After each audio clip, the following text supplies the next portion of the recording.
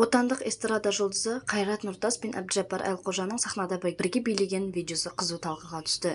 Концертте түсірілген бейнежазбаны Әбдіжаппар Әлқожа Инстаграм желісіндегі парақшасында жариялады.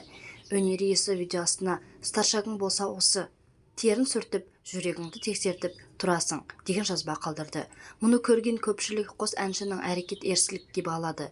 «Мынау ұят екен, еркек пен еркек бір-біріне жабысып, жүрегімді ұста деген несі? Ер азаматқа тән жүріңдерші, мына қылықтарыңыз көпшілікке ерсі көрінді. Салмақты сабырлы болғандарыңыз дұрыс. Не істеп тұр екеуі? Сахнада әдеп сақтау керек. Еркекке тән қылық емес. Жабысып, тақасып билегені несі? Алыстау тұрсаңдаршы» деп жазды жұрт. Халық арасында эстрада әншілерін қолдағандарды да табылды. Бір-біріне деген сыйластық, інілік қамқорлықты көрсеткенде тұрған ештеңе жоқ. Әдемі жарасып тұр. Бір-біріңді құрметтеп жүрсеңдер жат түңіледі, деп жазды қолданушылары. Сіздермен болған жаңа жаңалықтар арнасы арнаға тіркеліп жаңа жаңалықтармен таныс болыңыздар.